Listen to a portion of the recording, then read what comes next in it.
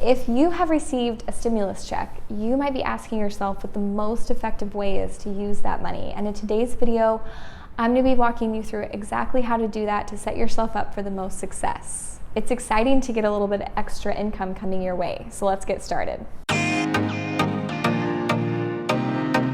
Thank you for joining me. My name is Emily and I'm with Savvy Cents. And at Savvy Cents, we're all about budgeting strategies, money saving tips, and tools to live the life that you want. So make sure to hit like and subscribe to our weekly videos. Make sure to stick around for the end for a recommendation that maybe you wouldn't be expecting. All right, so if you're watching this video, you've probably received your stimulus check or will receive your stimulus check. The government is talking about doing a fourth round of stimulus checks.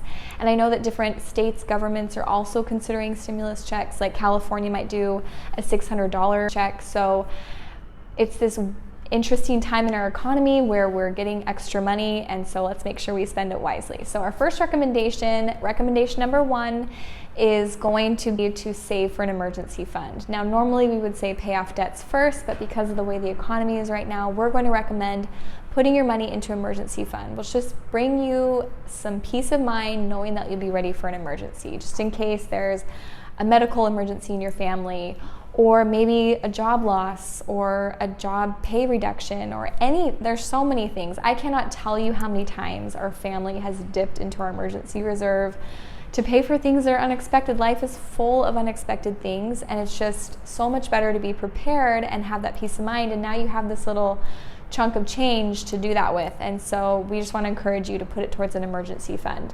And then this is also just my opinion, but I do think our market is going to be having a course correction soon. And the reasons why I think that are, we're in the middle of a global pandemic, and a lot of companies have allowed their employees and have had to allow their employees to work from home, but a lot of companies are still letting their employees work from home. So people are thinking, okay, where can I live? Where do I want to settle down? And a lot of people are moving, driving home prices up. So homes are so expensive right now.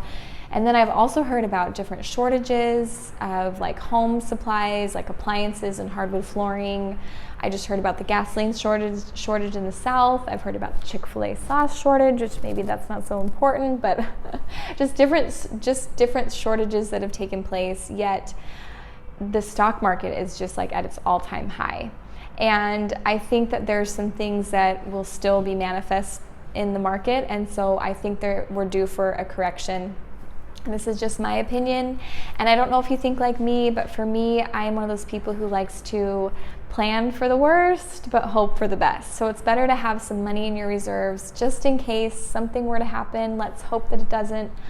I don't want it to, but I just want you and I to be prepared for when and if it does happen. So first recommendation is to save and put money towards your emergency fund. Recommendation two, you could probably guess it, is that to pay off debt. If there's one thing that could really set you up for success, it would be to start paying off your debt or pay off your debt. So use that stimulus check to do that. And if it's an overwhelming thing for you and you haven't started that journey, or if you're in the middle of it and you need a little bit of a boost, Cassie just did a video on steps of getting out of debt where she breathes a lot of encouragement and hope with all the steps that you need to get out of debt. And then I also just did a video on a debt reduction calculator, which basically all you need to do is just put your information in there and it generates everything else for you when you're going to get out of debt, and lays out all your debts next to each other so you can see how long each one will take. And it's just will help you a lot to stay organized and to keep your goals in mind. Our recommendation two is to use your stimulus money to pay off your debts.